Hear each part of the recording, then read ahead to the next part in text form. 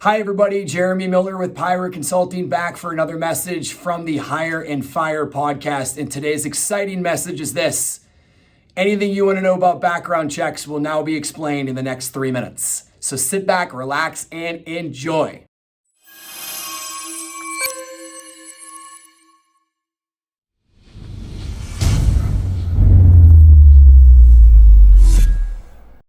So background checks, drug checks, employment verification, all types of things that we run on behalf of our clients for anybody that we place in these positions. So we as a staffing organization run the background checks that the client is requiring. So there's a lot of variety here.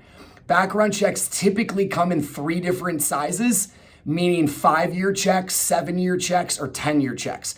There's a couple of weird clients out there that will do forever background checks. And I'm not kidding, forever. We've seen scenarios where somebody loses out on a job because of something that happened 24 years ago. You'd borderline think it's not even legal, but it's true. But the run of the mill are either 5, 7, or 10 years. Almost always they're checking for felonies first and foremost. But here's the interesting thing about that.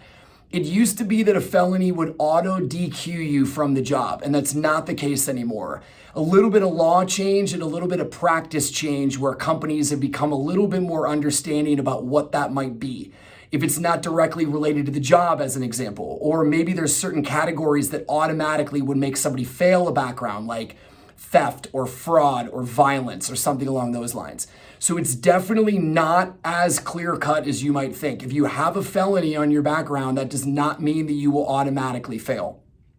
The problem is it's kind of tough to know in advance. So you need to be a little honest about that stuff. And when you're filling out the background check form, if you haven't put it on there, we've seen people fail background checks just because they didn't disclose it.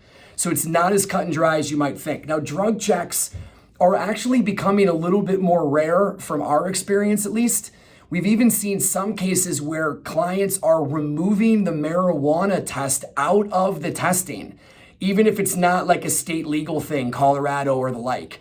So drug checks are typically either a 5-panel or a 10-panel background. Basically means they're checking for 5 and or 10 substances.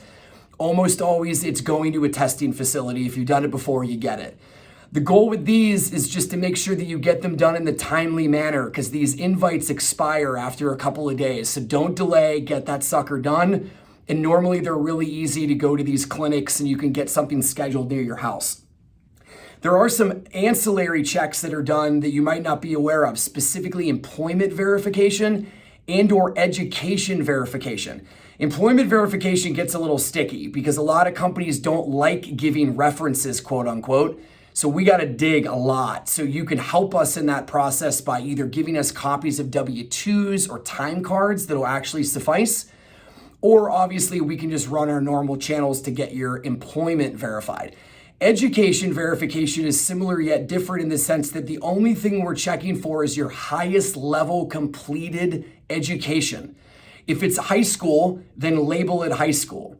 If you finished 99.7% of college and never paid for that library book that wasn't returned, there's a decent chance that your friggin' degree is not valid. So you actually have to check into some of this stuff. But nonetheless, we can help you through that process and it's normally pretty straightforward. So background checks, drug checks, etc., are nothing to be afraid of. Remember that the recruiting firm that you're working with can help you through this.